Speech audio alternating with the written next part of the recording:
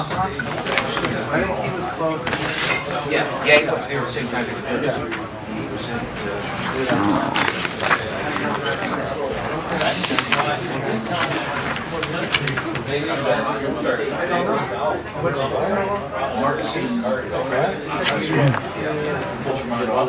He just died in the arson in North South.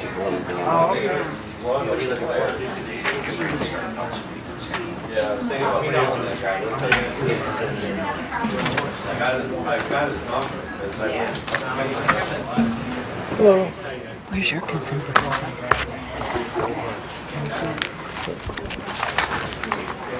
It bothers me. I get it. I get it. She just got sidetracked while she was doing it and got to pull him out, and I didn't.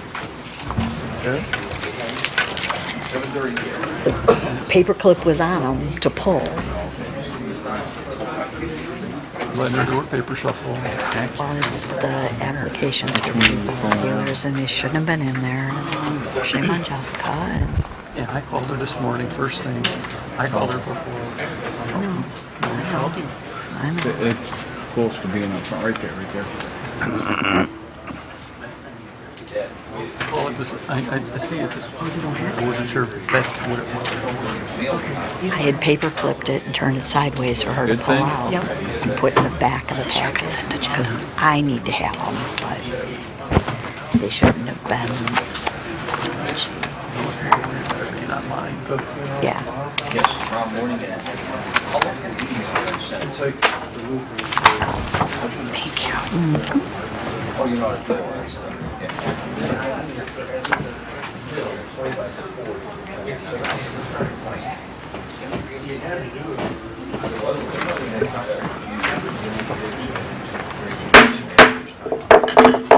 Welcome to the council meeting on the 21st of 2023. If we could all please stand for the Pledge of Allegiance. I pledge allegiance to the flag of the United States of America and to the republic for which it stands, one nation under God, indivisible, with liberty and justice for all. We have Reverend Edward from Bethany of Assembly of God. Let's pray. Lord Jesus, we just thank you for this opportunity to come together and do the business of Lincoln Park. I ask that you just bless these proceedings, help them to go smoothly and without conflict, but that we would be united in purpose of the bettering of this community, God. Lord, we pray for these families who have lost loved ones. The family of Don Belinsky and his daughter-in-law, Amanda, who passed away, went to Lincoln Park High School. Lord, we just pray for her family to feel the peace and comfort of your love, Lord God, through this trial and through this pain, Lord God, that you be the balm to relieve that grief in their hearts, Lord God. And we pray for the family of Jim Pearson, this longtime Lincoln Park member who passed away. Lord, we just pray for peace and comfort for that family as well, Lord Jesus. And Lord, I ask that you just send your Holy Spirit into each and every person here and who may be watching online, Lord God, that your presence be known in this place. In Jesus' name we pray. Amen. Amen.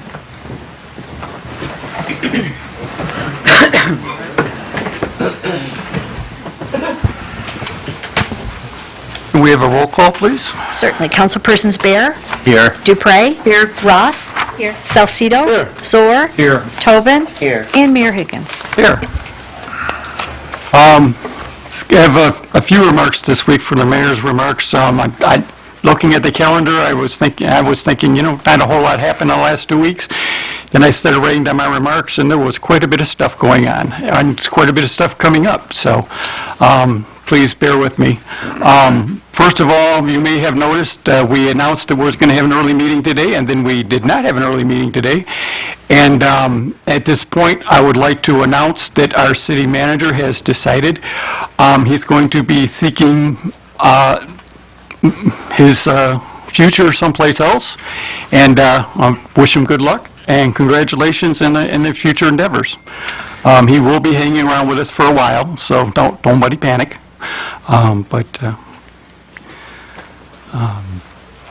I want everybody to, and it was a great honor that the Wayne County Commissioners had held their meetings here this week, and they do touring meetings, and they were here in Lincoln Park in the City Council chamber all day earlier this week, and it was very entertaining and very fun and finding out about things that are going on in the county, and it was a great privilege and an honor for them to be here.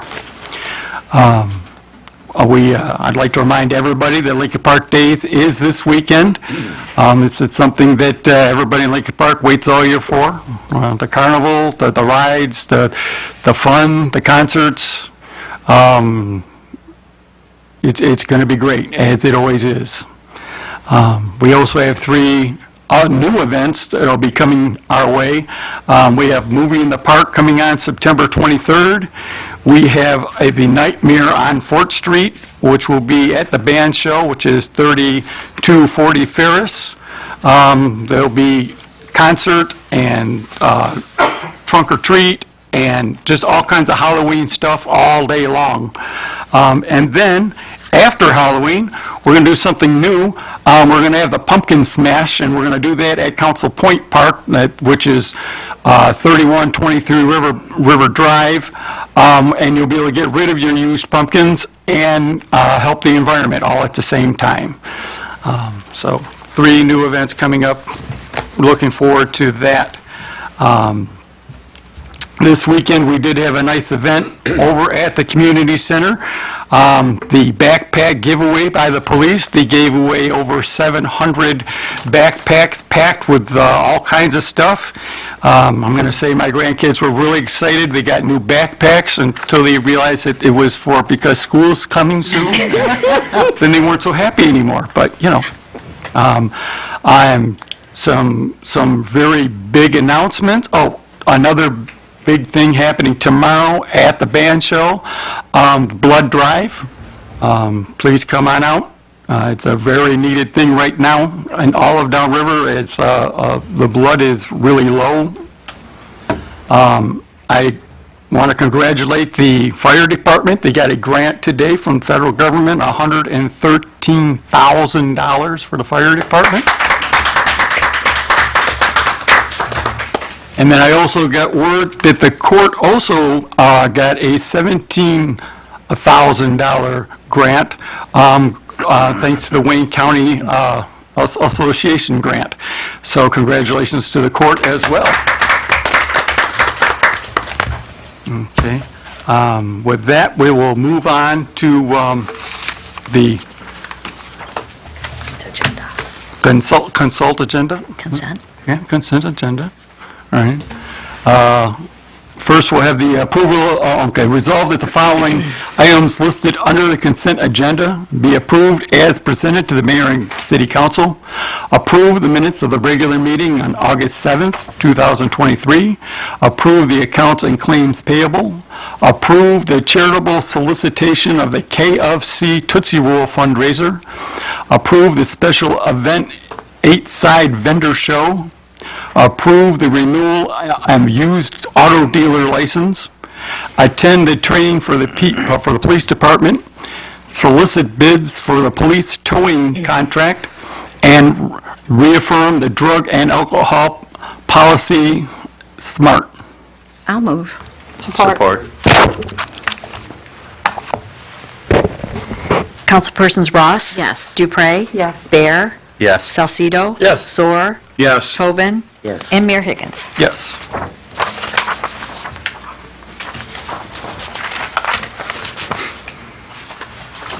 Moving on, we go to the city manager. You want to handle this one? For the roof for the library? Well, actually, this would be John Kazoo at DPS. Okay. I was looking for the librarian, so. And he doesn't even look like the librarian. Good evening, Mayor and Council and audience. What I've got before you presently is recommendation of award for the Lincoln Park Public Library roof replacement project on August 9th of 2023 City of Lincoln Park opened up 2 bids that were received for City of Lincoln Park Public Library Roof Replacement Project. Below are the 2 bids that were received. The first one was a company by the name of Source One Construction for $168,410. The second one was Construction Group Management, $458,259.36. Based on the outcome of the bids and experience, it's recommended that to award the project to Source One Construction. The fiscal impact of project cost is $168,410 plus 10% contingency for a total cost of $185,251 to come from an approved CDBG funds. I recommend that it is recommended Mayor and Council award the Lincoln Park Public Library Replacement Project to Source One Construction. And the following page is a resolution that I've provided. Be it resolved that the Mayor and City Council award the Lincoln Park Public Library Roof Replacement Project to Source One Construction for $168,410 plus a 10% contingency for a total cost of $185,251 even to come from the approved CDBG funds. So move. Support. John, have we worked with the Source One Construction Company? Hennessy Engineering has, and Ray Parker is in the audience, and he is the one who has worked with them before. And Ray, would you like to come up and say a few words?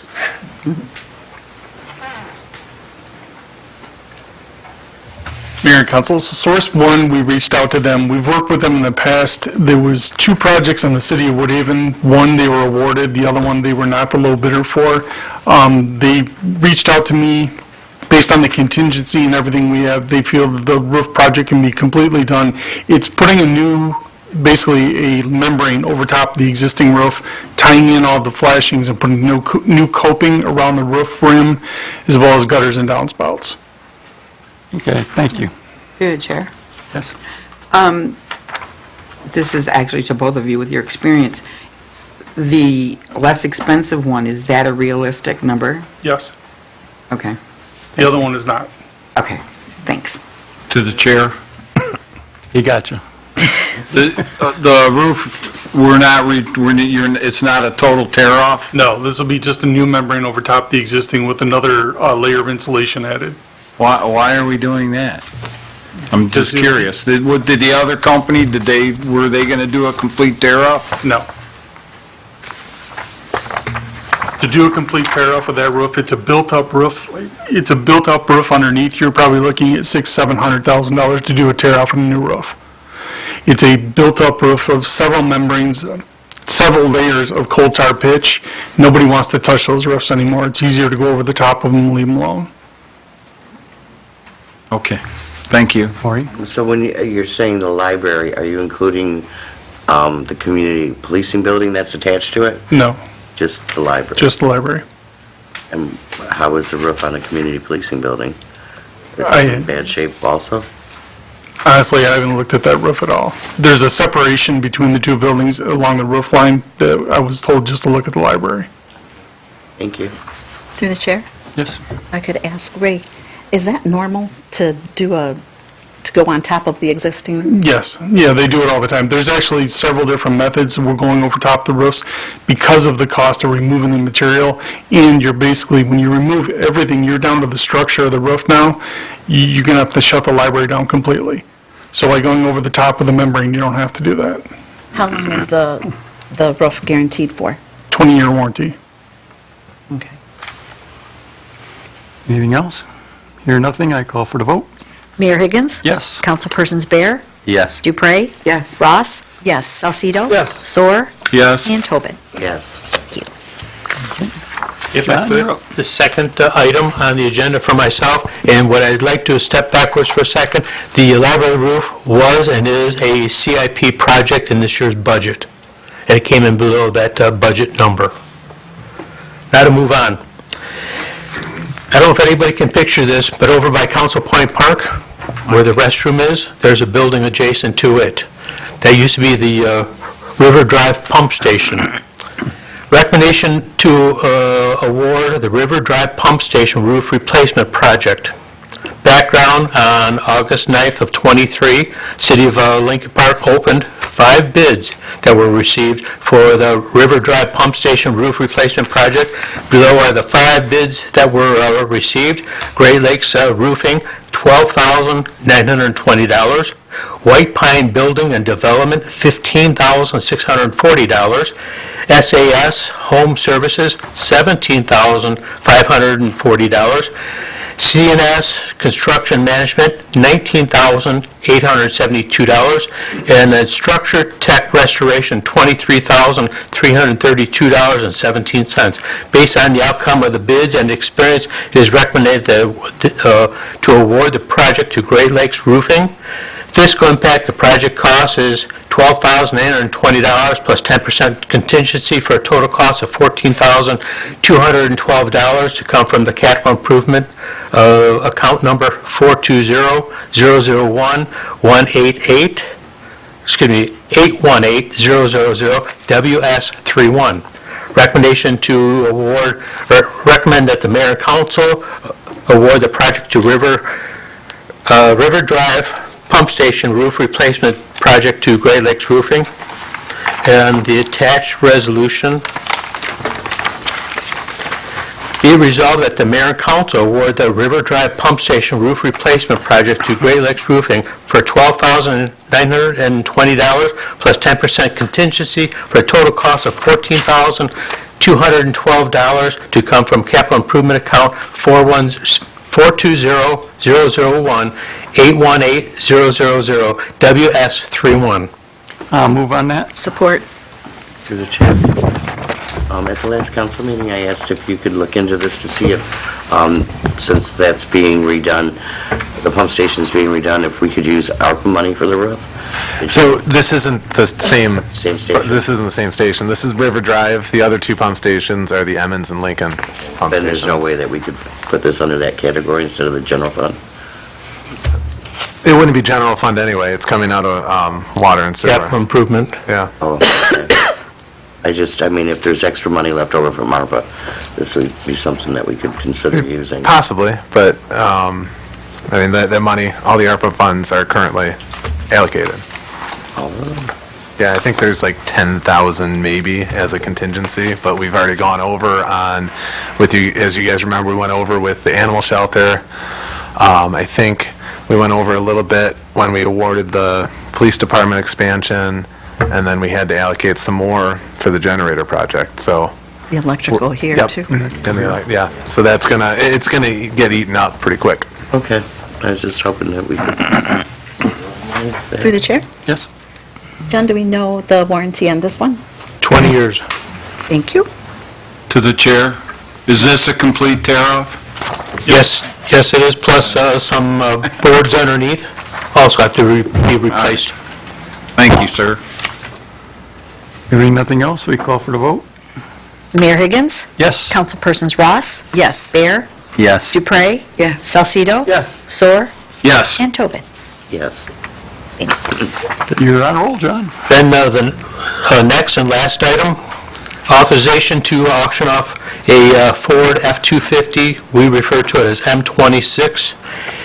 The city of Lincoln Park has this 2004 Ford F-250 pickup truck, M26, that has been very costly,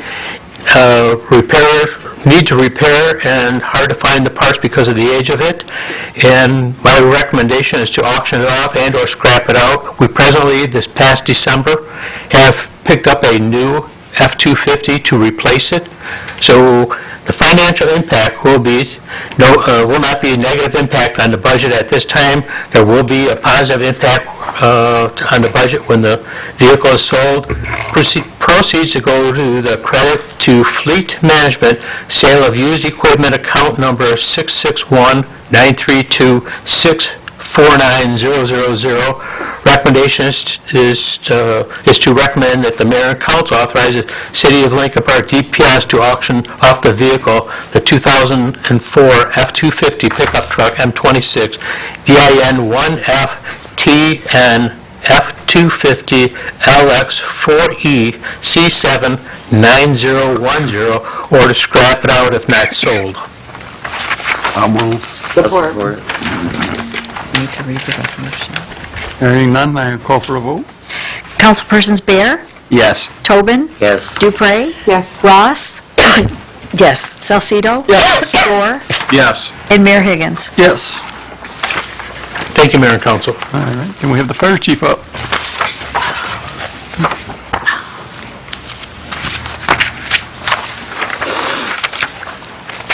Good morning, Mayor and Council, or good evening.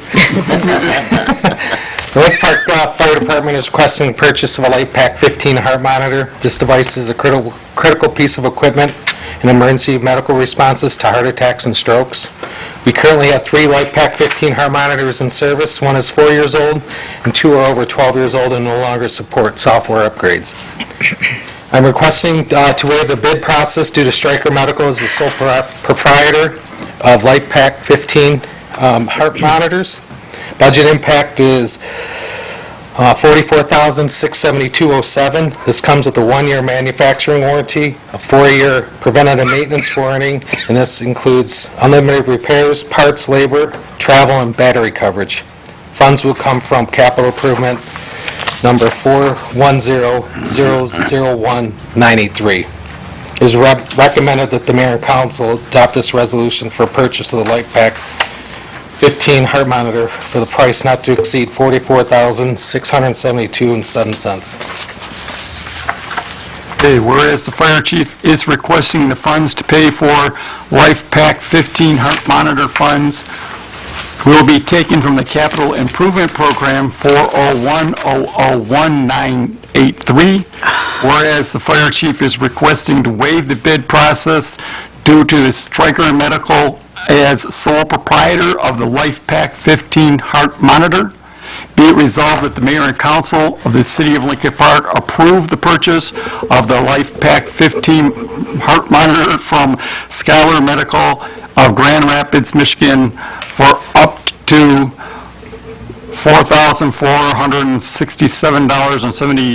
$4,467.07. Funds will be taken from the capital improvement program 401-001-983. So moved. Support.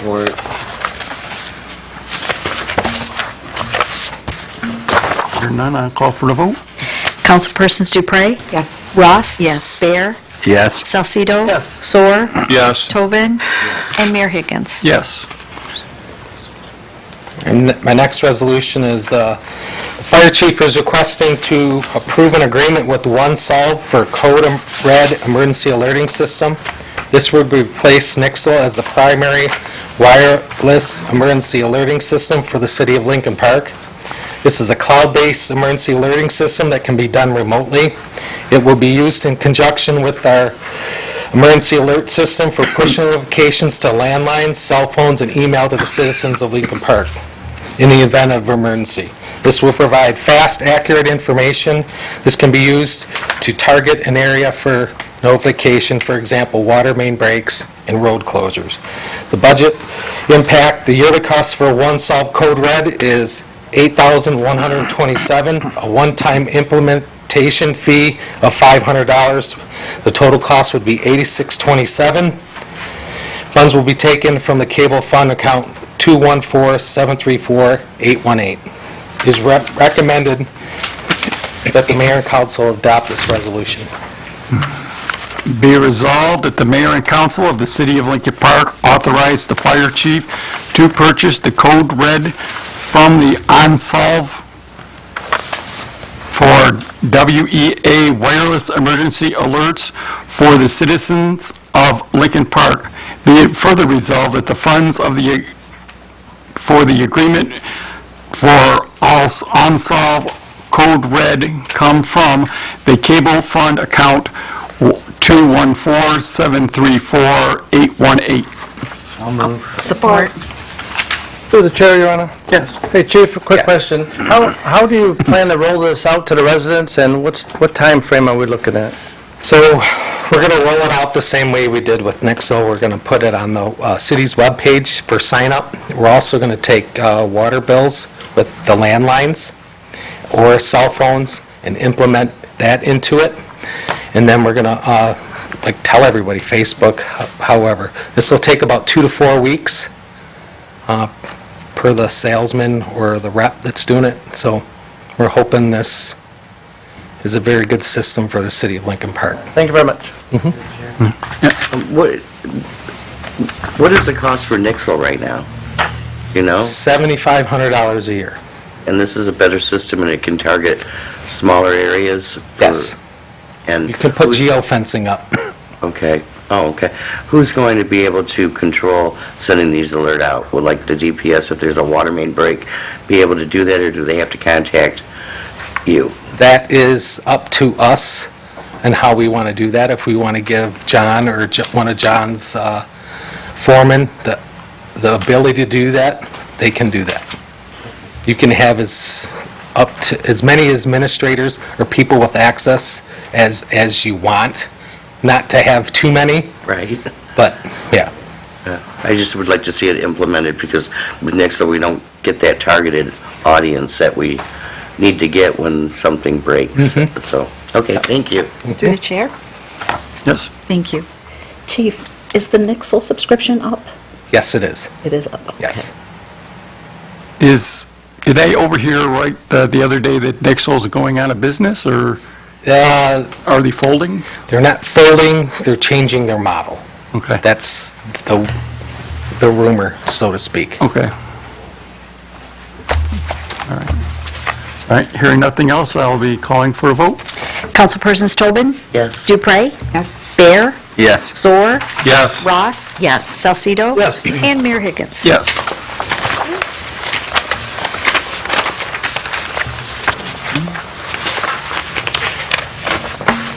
Yeah, you go ahead. Whereas the Michigan Planning Enabling Act, MPEA, Public Act 33 of 2008 authorizes municipal planning commissions to prepare a master plan pertinent to the future development of the municipality. And whereas the City of Lincoln Park Planning Commission has prepared an addendum to the community master plan to add the Southfield Road Corridor Study and Fort Street Transportation Equity Study, meeting all statutory requirements set forth in the MPEA. And whereas the proposed addendum to the community master plan was made available to the various entities and the general public as required by the MPEA, and a public hearing thereon was held by the Planning Commission on May 10th, 2023, pursuant to notice as required by the MPEA. And whereas the Planning Commission finds the proposed addendum to the Community Master Plan as submitted for the public hearing is desirable and proper, and furthers the land use and development goals and strategies of the city, and has passed a resolution recommending adoption of the plan to the City Council. Now therefore, the Lincoln Park City Council hereby resolves to adopt the addendum to the Lincoln Park Community Master Plan to add the Southfield Road Corridor Study and the Fort Street Transportation Equity Study, including all the text, charts, maps, tables, charts, and descriptive and other matter therein intended by the Planning Commission to form the complete master plan. So move. Support.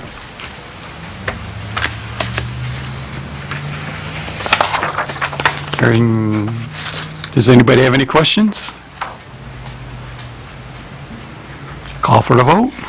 Mayor Higgins? Yes. Councilpersons Ross? Yes. Bear? Yes. Dupre? Yes. Salcido? Yes. Soar? Yes. And Tobin. Yes. Thank you.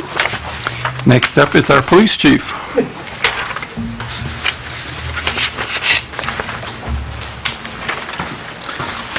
Good evening, Mayor and Council. The police department is requesting the mayor and council approve the amendment to the fee schedule to allow for the increase of emergency response fees to recover expenses incurred during the arrest and investigation of a driver who's operating while intoxicated or under the influence of drugs.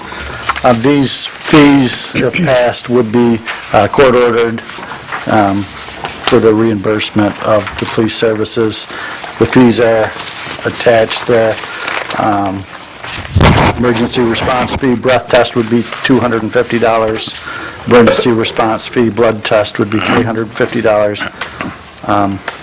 If the investigation of one of these ran into overtime for a sergeant or a patrol officer, those fees are listed on there. Again, this would just be based on a conviction for offense related to drinking or drugged driving. There would be no impact financially or policy. It is recommended that Mayor and Council approve this resolution. Mayor, may I add something to this? Absolutely. Just for the benefit of council, the members who may have not been here in the 80s, Lincoln Park was the first city in the United States outside of Los Angeles to adopt this type of ordinance. Some of you might remember when the state senate came here to conduct a hearing in council chambers to see how the city did it and then passed state enabling legislation to allow it community-wide.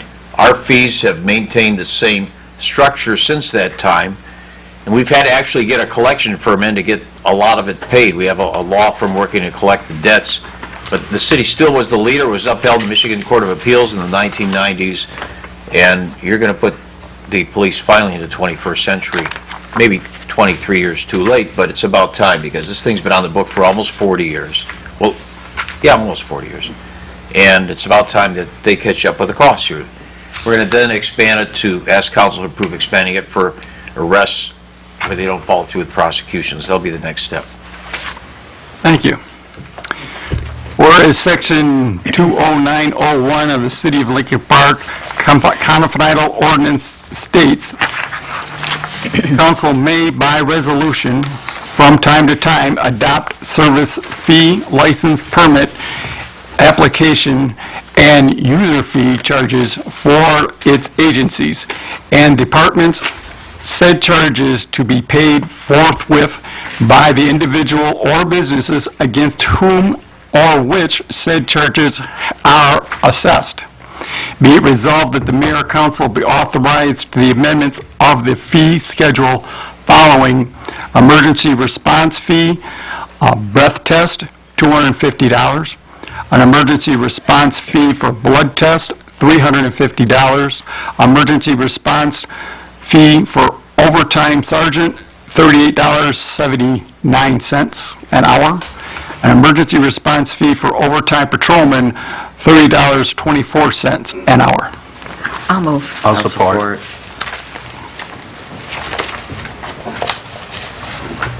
Hearing nothing, I'll call for the vote. Councilpersons Ross? Yes. Tobin? Yes. Bear? Yes. Dupre? Yes. Salcido? Yes. Soar? Yes. And Mayor Higgins. Yes.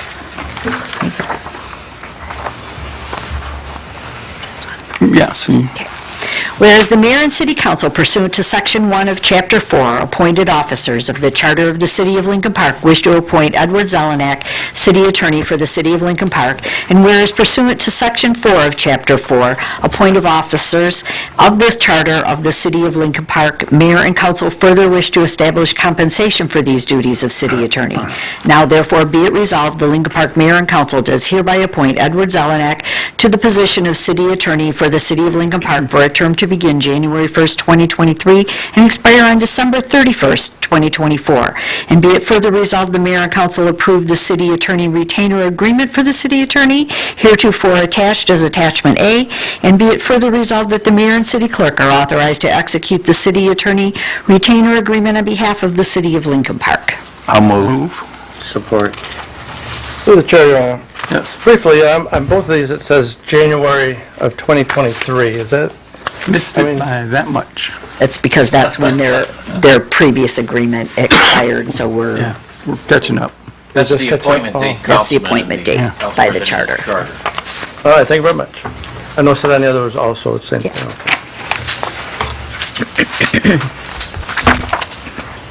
Okay, hearing nothing else, we'll call for the vote.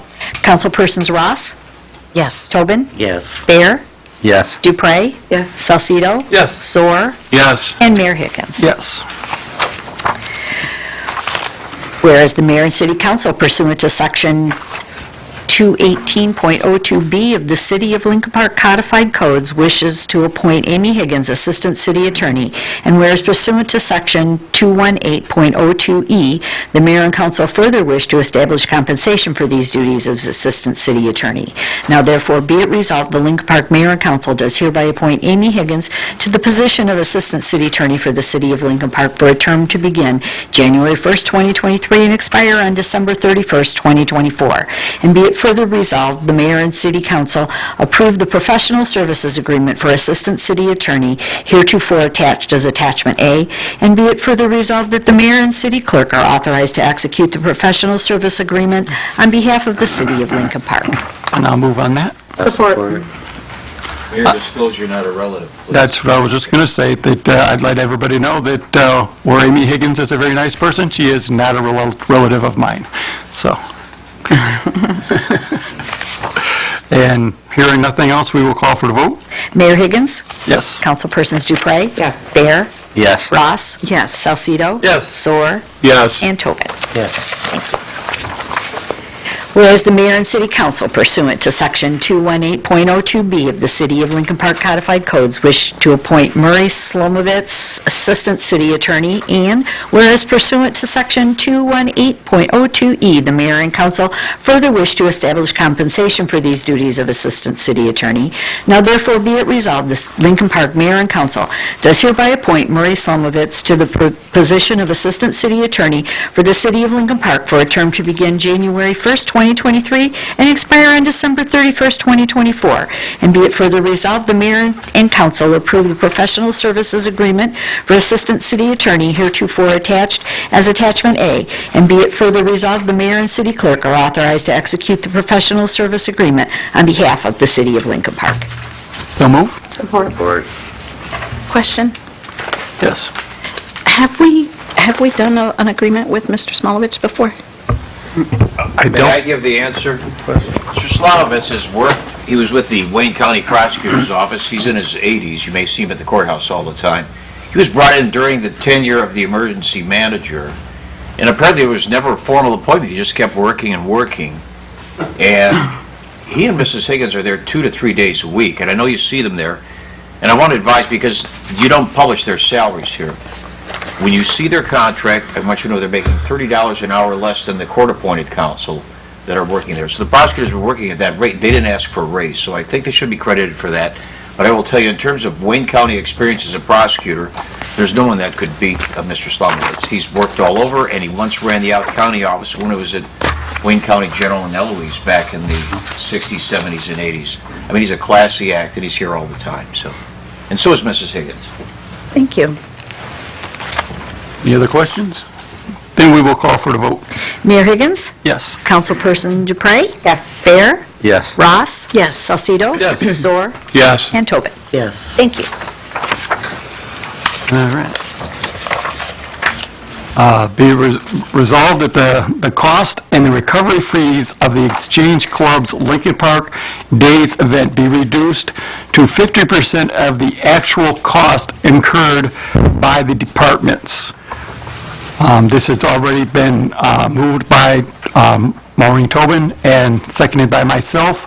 And I brought this up for conversation, so we can discuss this.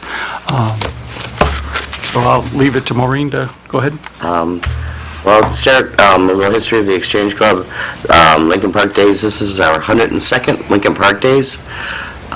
We work very hard to put this on. Since we got hit with COVID, it seems like it's more of a challenge every year. We, as a group, have to pay in advance for almost everything that is going on there. And everything that we make, we put back into the community. So it's getting more difficult for us to put this on with the cost of the city and the deposits that we have to provide. So I brought this for discussion. I know that other groups that put on things in the city have had their fees waived. It's not that we don't want to pay anything. We just would like to be able to get a little bit of a break here so we can continue to bring Lincoln Park to the residents of Lincoln Park Days to the residents of Lincoln Park. some of the things the Lincoln Park Exchange Club does. We do Lincoln Park Days, the Easter egg hunt. We give scholarships to graduating seniors. We give support to abused and women and children through First Step. We support the Crisis Pregnancy Center, school resource centers. We do cleanups. We do the fire station open house where we give out child abuse literature, the prevention of child abuse literature, internet safety. We work with foster and adoption groups for children. If the city asks us to step up and help with something, we step right up and we do it. We do the Field of Flags at Memorial Day. This year, we put on, and I think the year before that, we've done a memorial service at the War Memorial. We're just very involved, and we'd like to keep this going, but things are getting very tough. And so I'm asking for this resolution. I also have Debbie Van Cleve here, who is Lincoln Park Day Chair, and former Mayor Carnes, who is one of our members and board members, and a lot of these ideas are his creations. So if they'd like to speak. To the chair. Okay, let the council talk first. Okay, go ahead, Jim. I would say, I am with Hand of the City, and I can definitely relate to the need of trying to get some city expenses reimbursed to help continue our event. And part of what make Lincoln Park what it is are all of the different organizations, service organizations, et cetera, that put on benefits that benefit our entire community. And I do think it is a part of the city's, it should be a part of the city's goals and objectives to, put some resources towards these events that so many of our citizens do enjoy. And an incredible amount of hard work goes into every event that goes on, and Lincoln Park Days is certainly a very, very big undertaking, so I don't have a problem with it. Okay. While at City Hall today and discussing this with, in several different offices, it was pointed out to me that the bill that you got to Exchange Club is not necessarily the bill that you're going to get at the end. This is what they, this is what they expect, but not necessarily what the charge will be. So I just wanted that to be aware of that. I'd like to go further and explain also that, we have to put a $10,000 water deposit on the water meters. That $10,000 is really stopping us from being able to pay for some of the things we need to pay for in advance to put this on. And I understand that that's a fee schedule. If there is some way we can work this out to hold the check, lessen the fee amount, something to help us out so that we can provide the services we need to put this event on, I'd like that to be considered also. Well, but they would have to be on a separate thing because it's not on this particular, so we will have to, Can I do that after this? Yeah. Or can I add to this resolution? No? Maybe we can make an but amendment. wouldn't it complicate things if it was then voted down? Okay. Through the chair, if I could. You brought up the deposit for the water. This is the first year, I think, that the Exchange Club is taking that responsibility. Normally, it's the carnivals. You may want to give it back to the carnival, that would be my suggestion.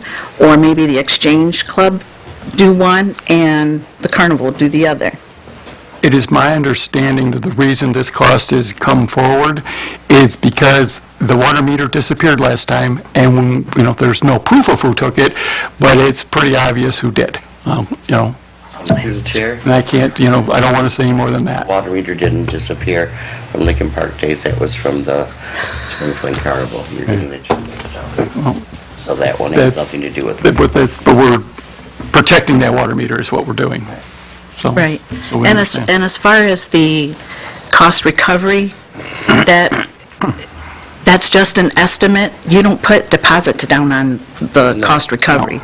So actually, you're only paying for actual costs after the event. Correct. So you'll have the money then. Possibility. If all goes well. I do have a question, though, because last year's event, came before council, and the actual cost recovery for Lincoln Park Days was $3,320 for DPS only. And the payment made to the city was only $1,700. I don't know what happened there, but we still have to pay our employees, and our employees are put off doing city work to do exchange work. And either way, they're going to have to be paid. So reducing the fee doesn't help anybody, because our employees need to be paid. There's never been an issue, apparently, paying the police their cost recovery. So, Well, I mean, we could do this for the parade, waive all costs for the parade. Okay, we're going to stay on subject, we're going to stay on this. No, that's because No, we wouldn't be able we're to going to have it stay without on, it. we're going to stay on this subject. So I'm saying that we are having difficulty here, and we're asking for the city to recognize that this is becoming very difficult for us to do. And hey, please have the same consideration for this group and this event as you do for And we've agreed to discuss it and talk about it, but we are not going to bring up other events, we're not going to bring up other things. That would be, it's unfair because there are other Please things. consider To- this. Okay. through the To chair. the chair. Jason? I understand the employees are still going to get paid their normal wage. It's a question of where the money comes from, whether it's from the city or the Exchange Club. Is that a correct understanding? When they say reduce it by 50%, we're not talking about reducing the wages of the workers by 50%. It's just taking away 50% of the burden from the Exchange Club and having us take that burden instead. Yeah, Is that correct? That's absolutely correct. It would be the city taking on the burden of paying for half of the time that they're there working for the event. And it would be just like normal payroll, there's no special fund that would be coming from, or? It would have to, I mean, I'm looking at Lisa for confirmation. I'm thinking it would have to be some kind of general fund expense, because it can't come out of the roads fund. It's not a water sewer thing. Well, I meant just So, payroll fund. No, there wouldn't be anything special. It would just be a general fund expense that would be taking that burden. Through the chair. Lisa, could you tell us why the difference was last year with the DPS charge and what was paid? I didn't handle that much. Okay. It doesn't come through my department. All right, okay. Through the chair, if we can cut to the chase here, so what are we looking at then at 50%? Because we don't know what the revenue is going to actually be. So you're saying after the fact, have the city pay half of the actual cost of the carnival? Is that what we're looking at here? Yeah. We're not looking at a And lump not sum number right just now. looking for the two departments that are looking to recover costs that come up to, on the event permit, $8,468. And then we also have to put the $10,000 deposit on the water. So to start, we have to come up with $18,468 just to start Lincoln Park into our budget. And, we have to pay for tents, porta potties, the beer truck, the staging, the bands, those all, we have to have that to do that. And when we're paying out this amount, even the 10,000 is really making it difficult for this to happen. Through the chair. Yes. If I could correct a statement that Councilwoman made. The only upfront fees are the water deposit, right? Correct. Okay. And there is a solution to that. You can give that deposit to the carnival to do, or share that cost with the carnival. But we're having trouble keeping DPS employees as well, and a lot of days we're short-staffed, and there's a lot of work still to be done. I don't think that we're done with the storm cleanup. So,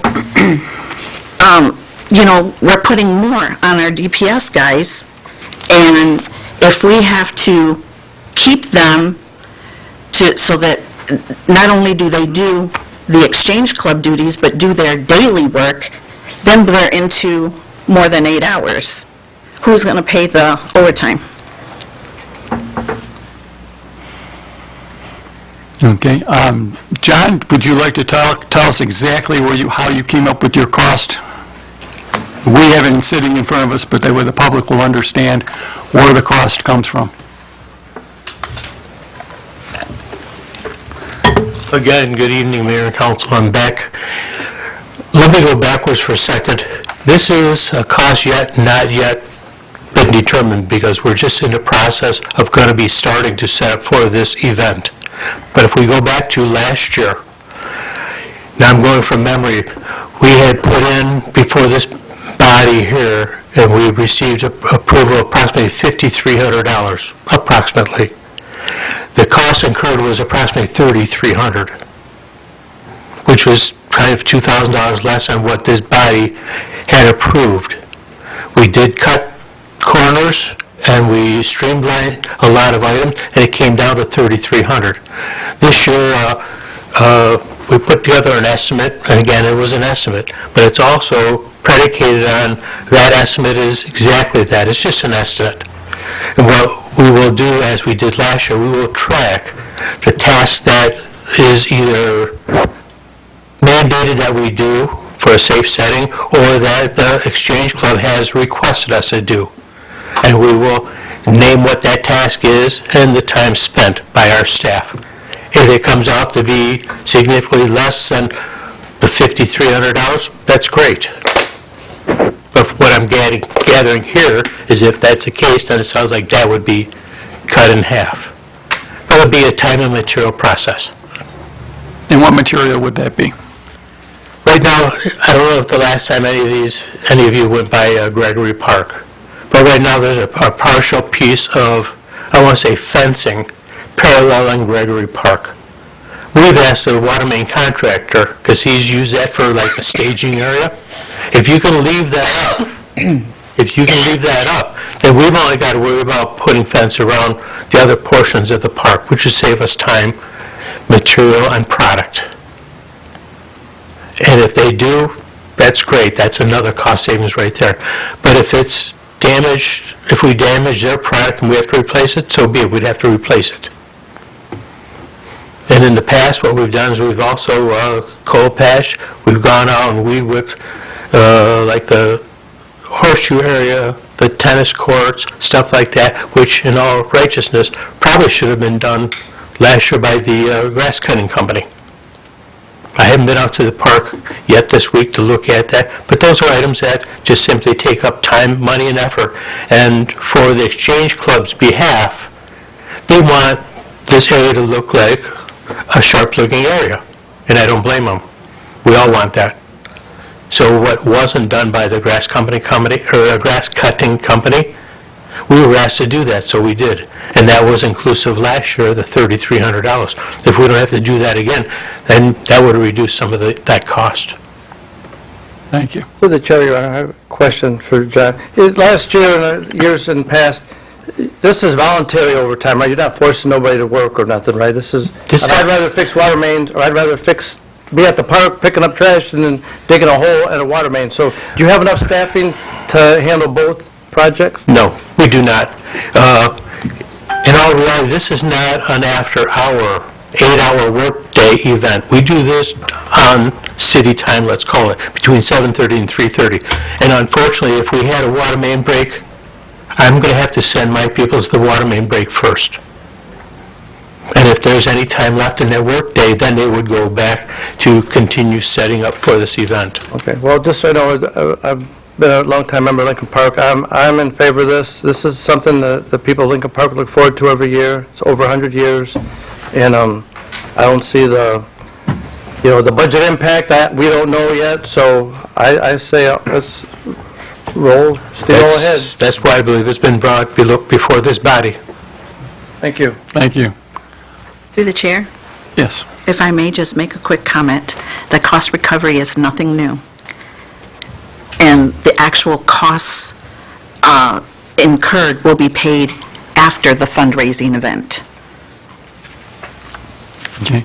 I believe former Mayor Tom has something to say. I do. I'm the president-elect of the Lincoln Park Exchange Club. The exchange in Lincoln Park is unique in that Lincoln Park has never been without an exchange club from its existence back to 1925. And Lincoln Park Days has been hosted by the Lincoln Park Exchange Club since that time, 1925. Through that time and prior up to many years, this was a shared event. There was no cost for police services or for anything that the Department of Public Services would do. And this is relatively recent that this cost recovery came in. But the club understood that and has paid that. Now, through this all, it's mentioned about the $10,000 for the water, okay? When it's assessed to the carnival, which is somebody that comes in and then has to pay that, and then has to wait for 2 months to get the money back. I don't know what the exact time, but that is quite a hardship, especially when the Exchange Club is the person that is the group that is coming forward and is responsible for everything with that. So if that was actually split in half, I mean, we're responsible for it, we'll sign papers for it, but if it was just the $5,000, then we can survive. What you may or may not understand is that we pay people to come in prior to the park to clean it, and to take care of all the trash and stuff. We have people on a nightly basis that dump trash and collect all of that and make sure that the park is clean. And then they do it again after each night that these things go on. So it's not that we're relying on them for everything. It's the perimeter for the snow fencing, the dropping off of the bags for garbage and such. But the garbage is collected afterwards or after business hours by the Exchange Club. We pay groups to come in and do this. So it's getting a little bit expensive for all of us, which is, if everybody out looking thinks that this is put on by the City of Lincoln Park, it's what is a Lincoln Park event in their minds. And we list the City of Lincoln Park as a main sponsor for this because they do help out. But we understand that there are costs that rise that need to be paid, especially with overtime and such, and we don't have a problem with that. We just wish that those numbers are fair and that we'd have a chance to discuss them. But when it comes down to the $10,000 for the water, we have to pay for our beverages up front, which is another $10,000. We are a public service club. We don't profit by this. We all the money that we raise in the course of a year is turned back and is spent in the City of Lincoln Park. It is. We don't carry on a amount of money from one thing to the next. We do things for the benefit of the City of Lincoln Park and its citizens. That's it. So we're just looking for a little assistance here so that we can carry on a tradition that has been in Lincoln Park for over 100 years. And I'm going to say, on behalf of the mayor and council, regardless of how this vote goes, the Exchange Club is very much appreciated, and thank you for all you have done over the years and what is going to keep going. And, okay, Ms. Van Cleve, do you have anything you want to say?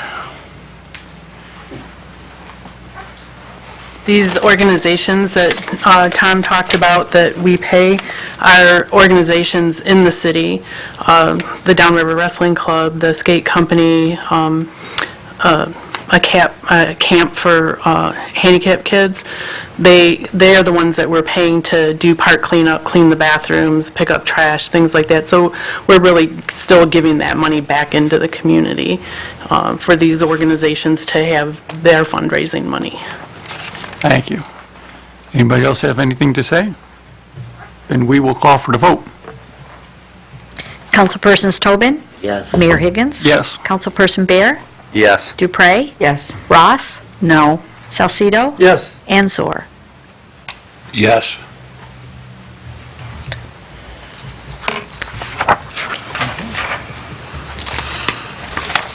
We will now move on to the city manager's report. All right, so not a whole lot to report tonight, but I do want to give a quick update on some staffing levels and where we're at. Fire department is going to be back full again beginning next Monday. New guys starting there. DPS had some interviews going on today, currently working to fill the final 2 vacancies there, and then they'll be back to all the positions filled, so that's exciting. We had a new payroll clerk start today, so LJ gets a little bit of a reprieve once she gets all trained up.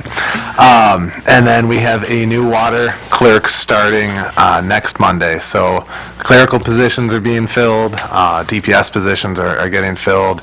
Still struggling on the police side. It's a nationwide issue, specifically bad here in Michigan, but hopefully that turns around soon.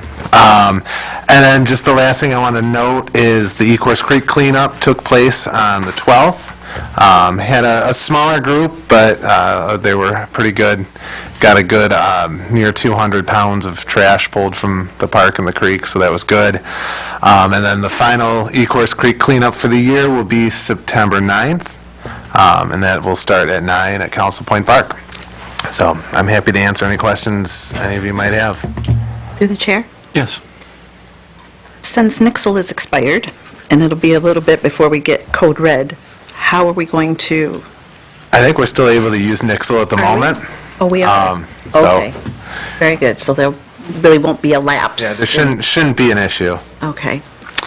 And the $1,700 that was paid from the exchange for last year when the bill was $3,300, I would like a review. Okay. Through the chair. Yes. James, I'm just, the C of O lists, if we can get those up to date. Oh, yeah, sure. To the chair. James, what time did you say the cleanup will start? On It starts 9th? at 9 a.m. Through the chair, is there any update on the generator project?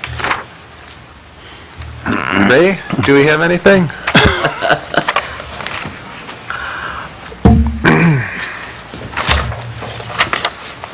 It's as if he knew the question was coming and stuck around for it.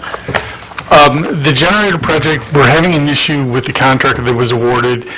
The main problem was, when it was awarded, we had waited past the 60 days that his contract was being held for. So he is renegotiating with the generator suppliers to get their information and to hold their prices. Because of everything that did go up and down, he's trying to get me a new final price so that he can get everything ordered and move forward.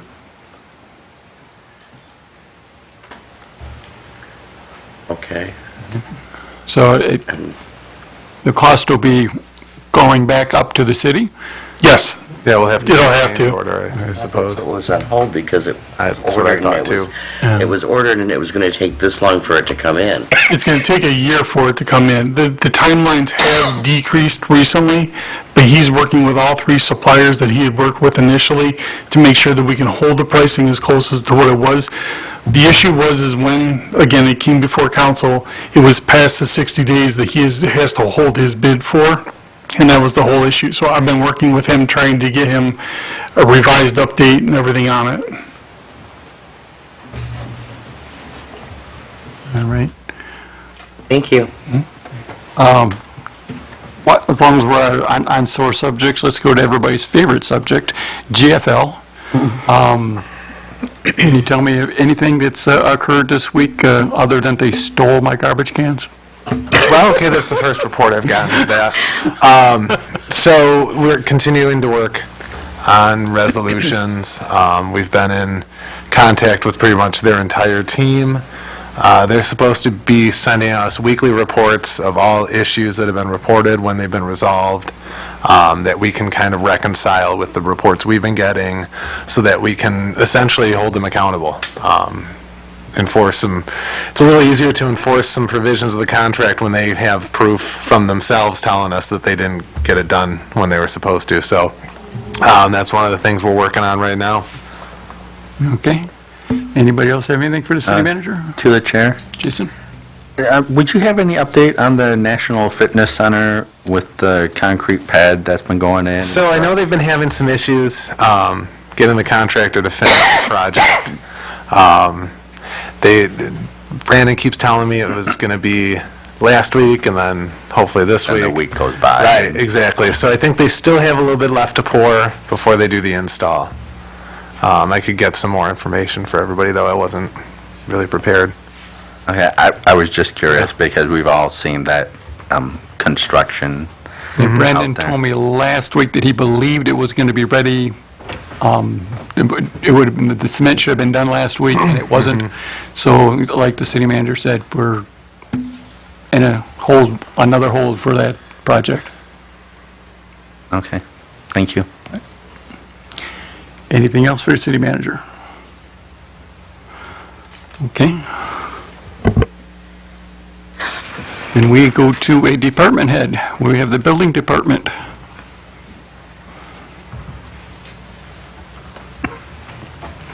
Good evening, Mayor and Council. My name is John Myers. I just want to give you a few minutes of some updates on the implementation of what we've been doing. I want to start with July 22, when we, as a council, as you as a council, established some parameters for business and residential cleanup. And so in 2022-23, we did that project first. We began when we started the commercial businesses in July. We had 48% of all the businesses that were operating having a certified occupation license to operate correctly. As of July 1 of this year, we are now at 94%.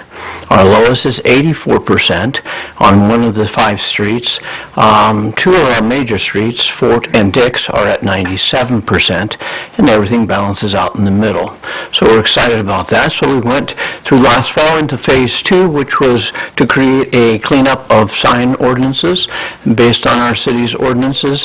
We activated that in the 3rd quarter of the year, and we're in the process of working through those details of cleaning up our sign ordinance. This coming fall, we'll be commissioning or petitioning you with a resolution for the 3rd phase of our business districts, and that is to address our vacant ordinance registration issues that we have. Since in our business districts, one street alone has over 55 vacant properties that have been vacant for over 10 years, and yet the system that we have doesn't have enough strength. So we're in the process of a rewrite so that we can bring it to you as a consideration for strengthening the cleaning up of our commercial business district.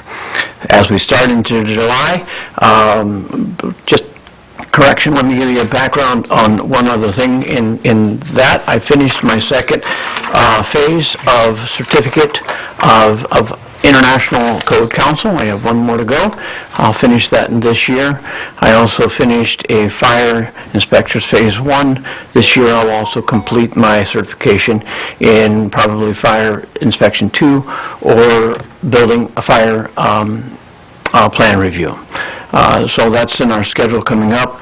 Current events that are happening that came from last year into present year are such famous issues like the 1522 Dix is a brand new rebuild. The 804 Southfield is a gas station that is a major renovation, and the gas station that sits on Dix Highway also is a major renovation. All 3 of those are in process but not completed. The other larger project that took place in the 2022-23 year would have been the Ruby Recycling.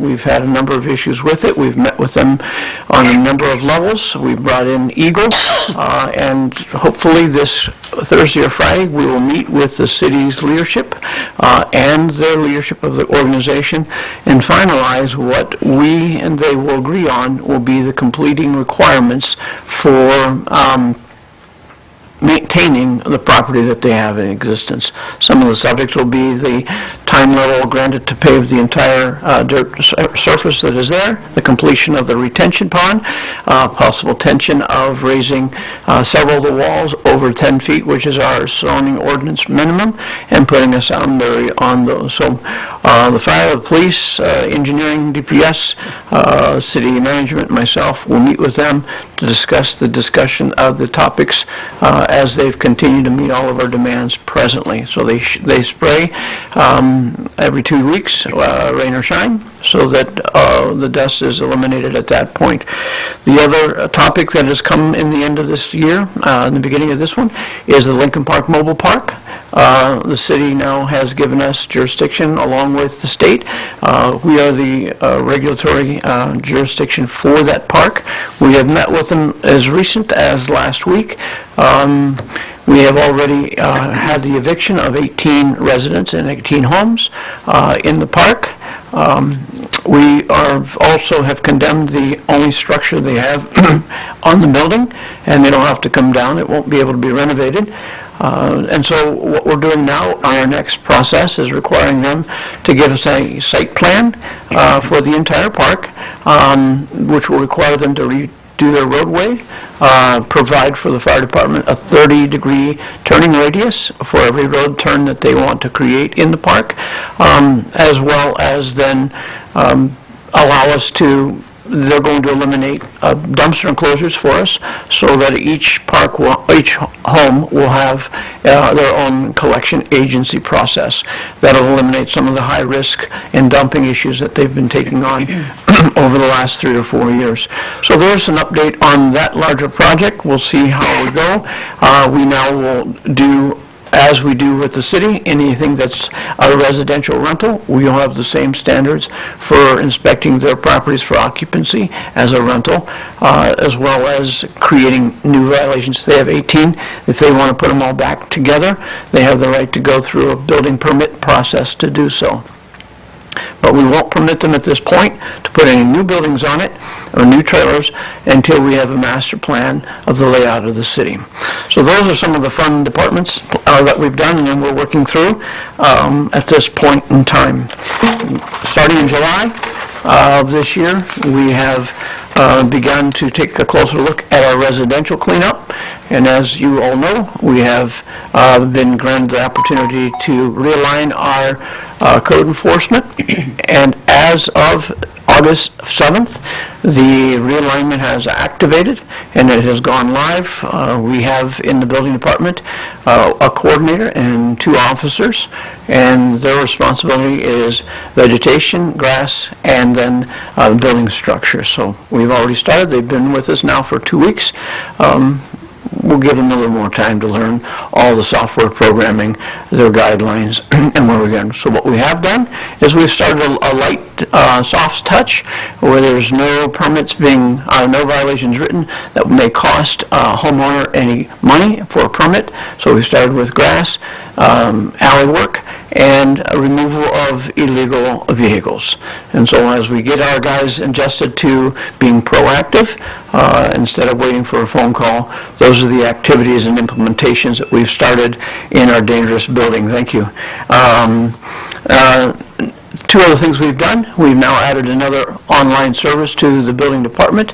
No longer are we just doing applications for permits, but we now have online service for inspection requests. In other words, if you have a requirement to have an inspection, instead of calling it in on a hotline, you now have to go online and pull that. So that action that took place as of July 15th, and that's now actively being addressed by our city and the building department as we move forward. The other thing we're adding for this fall, and the fire chief and I have already met and set a schedule that in the second quarter we'll begin to collaborate and write the programming for the fire department to move into the BSNA system, which will be the first time they've done that since we've had the BSNA. But they have to come through the building department to operate. So the goal will be to start that in the second quarter, and by the third quarter we hope to go live, and the fire department will now be connected to the entire BSNA City of Lincoln Park system. So new things coming in the development of the building department, and if there's any other questions, I'd be glad to answer them. John? the letter that went out to the people who live on alleys, that we've all gotten letters from, and we've all gotten phone calls, could you please explain the letter so that to the public in general, so everybody can understand? Yes, as a soft start, what we've done is, since we didn't get to everyone in this level of public forum, which we are scheduling with the school system to use public school buildings to have neighborhood public forums for the realignment education. The other thing we have to do with that is finish our property maintenance flyer in both languages and being able to explain what the city will be requiring of homeowners and how to maintain their properties in the city of Lincoln Park. So what we did is we put a letter together that we posted on every house on each side of the alley. Not the whole city, just the alley. And it's reminding them that we're giving them 10 days to be reminded that they're responsible for cleaning up the alley, and we're using the city ordinance as a description. The last line of it, however, says, if your side of your alley is already cleaned, we want to thank you very much for taking care of your business. And then after that, our team proactively, at the end of 10 days, will begin to go back to the alleys, through the alleys, and find out which address have not touched it, haven't finished it, or haven't completed it, and then we'll give them a notice of how many days they have to continue to get it complied with. And at that point, we'll go from there in enforcement. Thank you. Anybody else? Through the chair. Go ahead, Lillian. Thank you. Mr. Myers? Yes, Are ma'am. we still using the same Lincoln Park Pride number? No. Yes, I take it back. We've moved it over to the office. The same number and the same extension number is still the same one. Okay, but it will be answered here in the building? Yes. Okay. And you said that permits will now be able to, you'll be able to do those online, but will the phone number still be available for those who? No. And it's for inspections, is what the news is. Yeah, if you need to have a call in for an inspection, do they still call in and leave it on some other number? We took the number offline, and it's online. So as we re-educate over the last 3 or 4 weeks that we've activated it, we'll have to educate the community. If they walk in the door and go, can I get a number? We just sign it up. But this is the transition time. Probably what's going to happen, right? It has happened. But we need to move them to the same idea that if you pulled your permit online, now you can file for your own inspection online. So you don't have to be bothered by us. You can just go online, and if you have a rental reinspection to be done, you can go online and find the earliest day according to your needs inside a certain timeline of 2 weeks, plug it in, and it'll be automatically set for you. So that's any inspection? Yes. Okay. Yes. John, tell me about how many more, how many residential buildings are at the trailer park right now? Right now, there are 71, and 18 of them are now vacated as of 18 days ago. And what now they'll want to do is probably renovate all of those. In fact, they have a contract request to completely side all the outsides. But our ordinance now allows us to do 2 things. We are now allowed to take all occupied positions and make them rental programs. So they have to be inspected inside and out for residential occupancy. Everything on the outside now will be able to be handled as a code enforcement, just the way we did for property maintenance in any other part of the city, even though it's a privately owned property. And so on both of those, we'll be able to send both of those teams in and begin to do the process. One more thing. Any updates on the plaza? What are you referring to particularly? I mean, about them complying and... It went to the circuit court, and the attorneys of both parties have recommended to the court to pause the case and give the city and the owners more time to propose another use other than paving the surface. So it's been paused at the court level of the Circuit Court of Appeals. And at this point, we have no indication that they have any legitimate process or or property use of the building. They've tried to use the assessing department for splitting the property, and they cannot split the property because they don't have legal roadway for frontage. So they have to find a way to use the property as a condo split purpose in university. But at this point, as far as I know, I have no knowledge that they have a contract, a contact, or a developer who wants to put a property or business in those 3.5 acres per side. And so at this point, the legal department have come to an agreement with the courts to consider asking the city and the owners to come to a reasonable agreement to put something besides pavement on the ground. Ed would like to chime in on this. Just want to indicate to Mayor and Council that we went to Circuit Court on appeal. The judge looked in askance as to repaving the entire parking lot as being not environmentally sound. He's probably correct to have that much concrete or asphalt in terms of the impact on water and the environment, suggested it go back to look for an alternate use. Mr. Myers and the mayor himself have both met with the individuals. There's probably a great degree of frustration because right now there's nothing out there for a big demand, including residential development. That was the last plan they came with. And I would suggest we keep you abreast. They're under order to make it safe. If they don't, they get tickets, they get violated at the court. But I even hear frustration with their own counsel because they're out of state and he's doing his best here to manage it on site for them. So Mayor's been a part of it, Mr. Myers has been a part of it, and there isn't really a sound answer to give you today. Thank you. Through the chair, Your Honor. Yes. Mr. Myers, can you briefly explain two businesses, Gregory and Ford Street? They've had stickers on the doors, they've been taken off, that's going to be opening soon. And also on Dixon Seacat, the Chicken Wings Hoot, any update on when that's going to open? The one in the corner of Dick's, I believe it is open. I think it has its C of O. The Hoots? Yes. I believe they have it. I think on Friday. I haven't checked to confirm, but I think they're open. Sunday.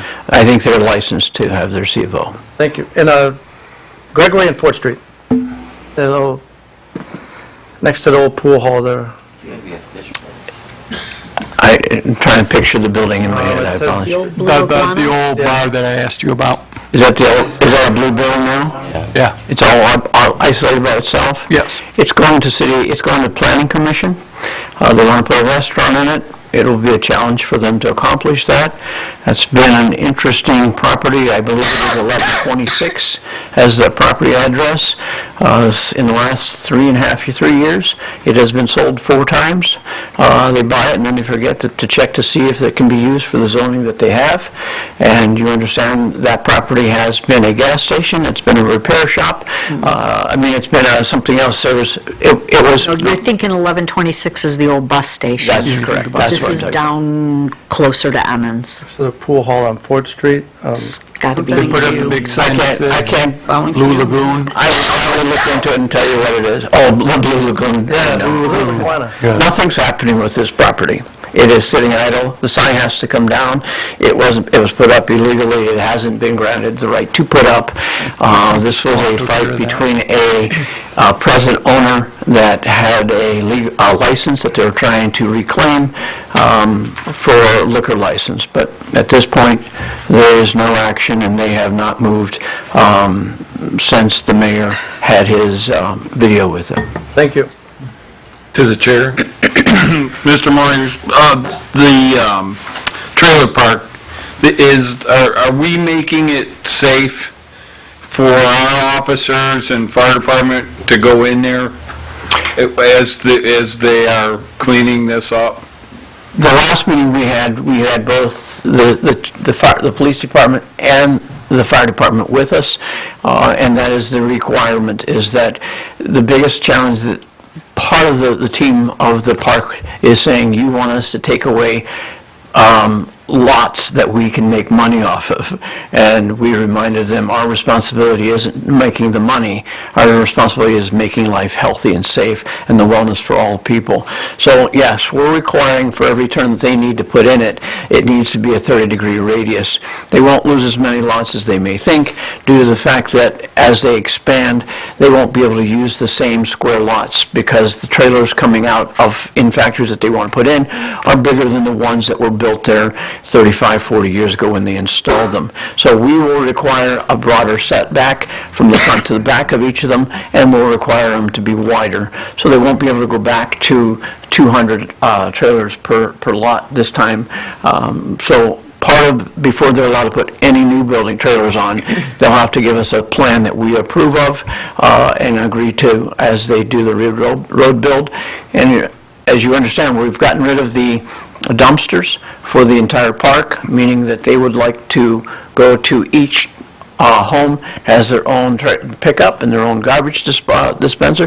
That means you're putting that giant truck from whichever company they hire to go through there, and I can tell you the roads aren't any good now, so that all the roads will have to be rebuilt for them to do that, as well as accommodate the fire truck and the first responders from the police department. So yes, this will be a ongoing process with very close eyes on redeveloping. Thank you, sir. Thank you for the things you've been doing. I noticed with the letters, when they came out, I've already seen improvement, so I just want to thank you for what you're doing. Thank you. When will the door go from your department to the next department? Well, there's three options, but hopefully this coming weekend, that wall will come down. That sounds like an old phrase from a president. There are other options if it doesn't. Some people are suggesting putting my face on it and just borrowing a sledgehammer and just breaking it down. That would be a strong, it's been recommended multiple times. But the goal would be that maybe this weekend we have a contractor that'll come out and do it. It's a complicated wall. It's actually two walls back to back that makes that about 15 inches wide. It actually has three types of structures in it. It has a fire brick, it has a complete brick system, and then it has a cement block system on it. So the DPS took a close look. We brought multiple people in, and we all agreed that maybe it wasn't as comfortable for them to try to cut this wall out. And so we moved on to looking for some outside help to get that wall down. Hearing anything else? We will move on. Thank you. Thank you, Mr. Myers. All right. We'll move on to the oral reports of the mayor and council. We will go to... No? No. Oh, I'm sorry, citizens communications. It's been long enough. It's been long enough. Always try to leave us out. I try. So close. That's all. Good evening, Mayor and Council. Richard Kudrak. I was in Myers a couple of days ago, and a total stranger walks up to me, says he recognizes me from running my mouth on first and third Mondays. Said, "Hey, what's going on with the city manager?" I said, "I ain't got a clue. What do you know?" He said, "I don't know nothing, but I heard the city manager's leaving."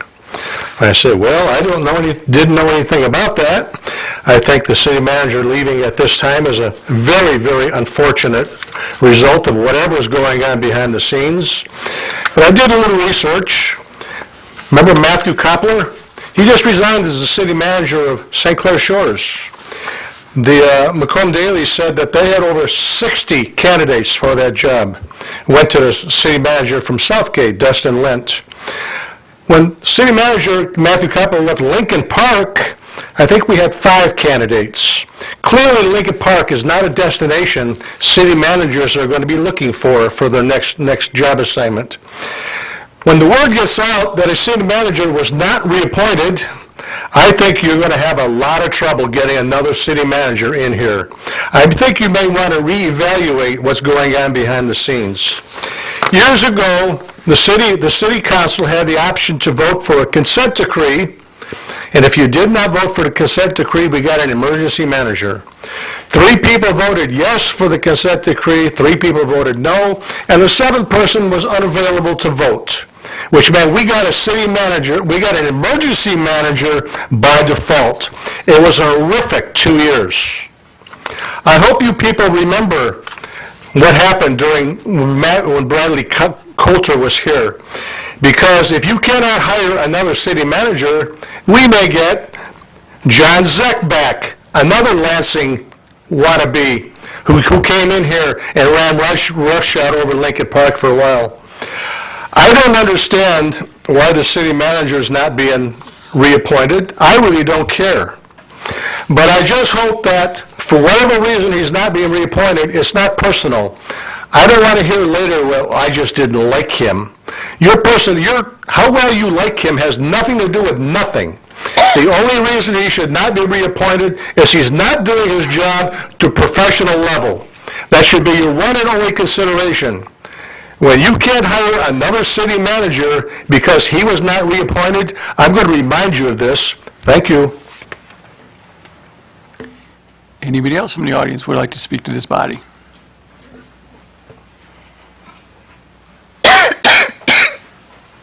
Evening, Tom Carnes, resident.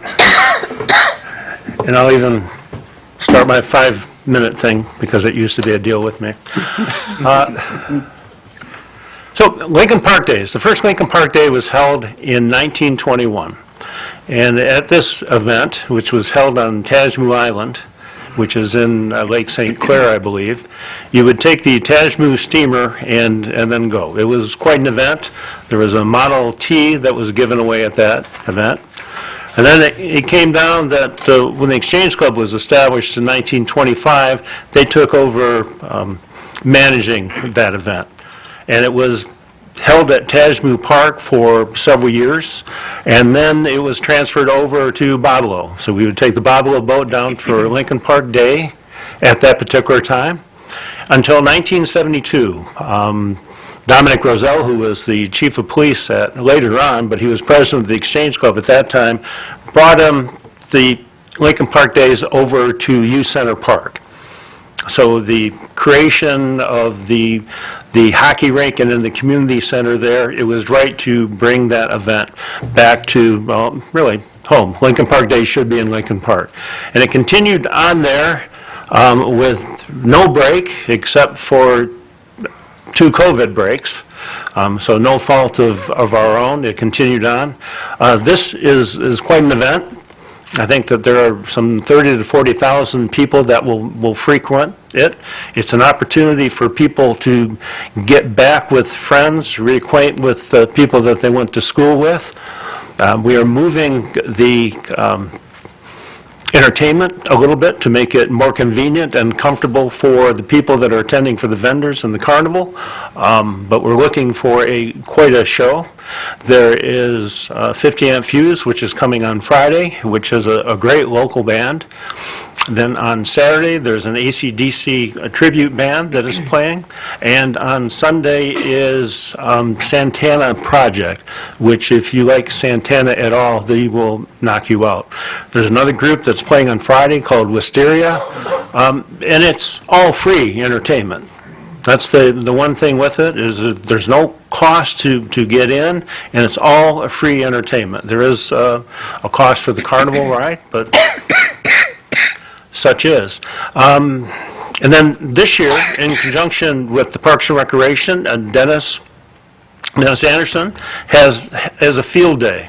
No, not a literal field day, but bringing back 3-legged races, whether it be tug of war and that sort of thing. So it's going to be kid-friendly at the place where they used to have the beer tent, but that is going to be more for family activities. And so I hope that all of you come down and take a look at it, and the residents out there to please come in, meet your old friends from high school, and have a good time on us. So thank you. Thank you.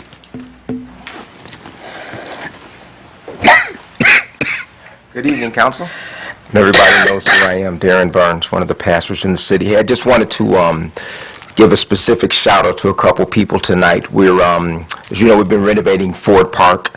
Our church has taken on that responsibility, no cost to the city, all the work we've done. But for Sunday, we're continuing to get the fences redone. We got them all done and all the work done, but we were painting everything. And so I want to give a special thank you to Councilman Zor, who grabbed a paintbrush and joined us on Sunday, and the Lincoln Park Little League, and also Deputy Chief Coulter, who helped us out and let us use his truck and bailed us out of trouble with a few things. But I just wanted to really say I appreciate all you guys' help and you coming out there and encouraging our church and encouraging the community to finish that park up. We're almost done. We're getting close, but thank y'all so much. I wanted to give you a shout out tonight. Thank you, Pastor. Thank you for all that you've done.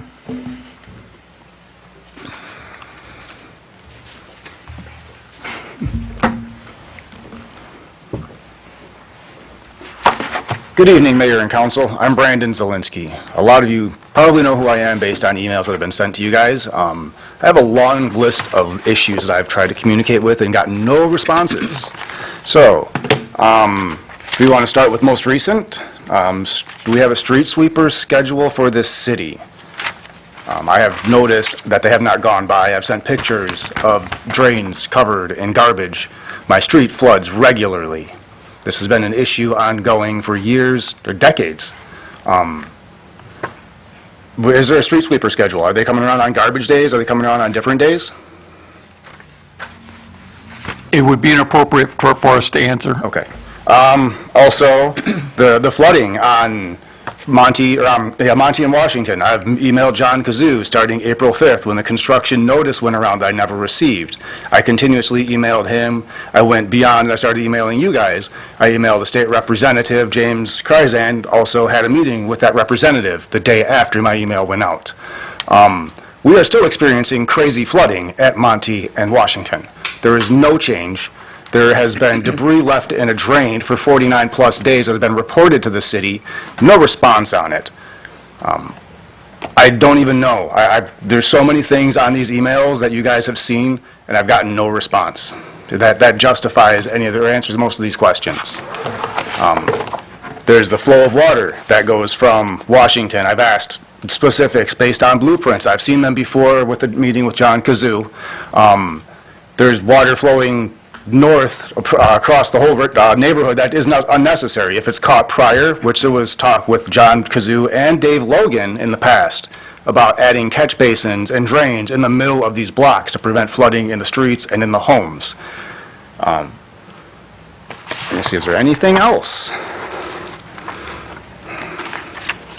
Hutch Paving. Hutch Paving has been a disaster. I brought this to you guys' attention. I have asked many times to have the branches removed from my yard that they threw on my yard. It took weeks. No response from you guys. There's hydraulic fluid that they leaked all over on Washington. Reported it to the council. No response. I've asked John Kazoo specifically, he quoted the city's 10-road plan. I asked the definition of that. What is the meaning of that? If I can't get public information, like you're telling me it's a 10-road plan, please expand. I've asked for future constructions. I've asked why the drain has been collapsing and the status of repairs on it. Is it going to be replaced? Is it going to be repaired? What is happening? We have dealt with a 4-inch gas main that's been abandoned by DTE for 40-plus years that ran through perpendicular, blocking 4 catch basins, flooding the streets more. It was found magically July 21st, 2021, thanks to former Mayor Carnes setting up a meeting with John Kazoo and Hennessy. Don't know why this sat there for 40-plus years, and nobody reported it, nobody had anything done. I called DTE, I had them out in less than 3 weeks, and it was removed. I don't know why it took me getting hold of DTE with something sitting there for so long, when DPS employees, DPS foremen have seen this. We as citizens can't go popping drain covers and looking around, or can we?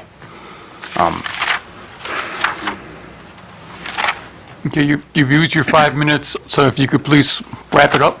I didn't use my 5 minutes. I'm at 3:40, but I am done. I'd appreciate a response. Does anybody else like to respond to the city council? And we will move on to the council remarks. And we'll start with our council president. Thank you, Mayor. Obviously, that citizen had some points that we probably need to follow up on. Seriously, I don't know if meetings have been set, but I have seen your emails, and obviously I'm in no position to comment on some of the drain issues. There's drain issues in other streets also in Lincoln Park too, so hopefully you can get resolution, and I don't know all the ins and outs, but I'm aware of your emails, just so you know. And to make this brief, been here a long time, I missed the grand opening of the Captain Jay's Fish and Chicken, so I finally made it there last Friday, It was a very nice place, clean. The prices were very reasonable, so I suggest you guys on a night out want to treat me, that'd be nice. Also, Lincoln Park Days, the next mayor mentioned, yes, it's a great time. Obviously, there are some cost issues, but let's just hope we can move past this. And also, Mr. Zor, my garage could use some painting if you're not doing nothing this weekend. That's all I have, Your Honor. Thank you. Again, we're going to mention Lincoln Park Days. It's this weekend. Hands of the City will have a booth there. Just please come see us and have a good time when you get there. That's all for tonight. Good night and God bless. I would like to just ask everybody to remember Don Belinsky and his family at this time after losing his daughter-in-law. Jim Pearson, his wife, and his family, if you could keep them in your thoughts and prayers. He's a lifelong Lincoln Park resident. Lincoln Park Days, it's Lincoln Park Days week, so here we go. It's a lot of work, but it's a lot of fun. Come down, get your elephant ears. We've got some great food trucks lined up for you. The kids' games, you even got bounce houses coming. The bands are going to be fabulous. It's going to be great because we're not going to be against the building anymore. We're out in the middle of the park, and it's nothing but grass and trees and music. And bring your chairs. You can't bring your coolers. Bring your chairs and come on down and have a really good time because I think you're going to like the changes we've made. And with that, everybody stay safe. Enjoy the cooler weather that's coming. And thank you. Lillian? Thank you, Your Honor. I want to start with the thank you email that I wrote, but I wanted to read it to you guys because this is for a volunteer event that happened here in the city. Attention Tony Ross and DTE Process Controls and Technology Division. On August 1st, 2023, you gave of yourselves with time, energy, and kindness in repairing picnic tables so that we can have safe and sturdy tables available for our residents and visitors at our parks. Your repeated volunteer service is very much appreciated. We here at Lincoln Park are thankful for every one of you. Thank you for thinking of us, and thank you for giving us so much of your time again this year. Very nice. And then, I know, Mayor, you mentioned the blood drive in the opening. Yes. But if I could just repeat that, there is a Lincoln Park Police Department blood drive at Kennedy Memorial Center tomorrow from 10 to 8. And I believe they're still taking appointments. And you can call 1-800-RED Cross or 1-800-733-2767. I understand that if you give blood, there is a Cedar Point ticket in it for you. So that's nice. Another thank you. I want to say thank you to Kiwanis because Kiwanis donated to our Cops Care Picnic books to pass out along with the backpacks. And they donated 372 books this year. That's what we handed out yesterday in the heat.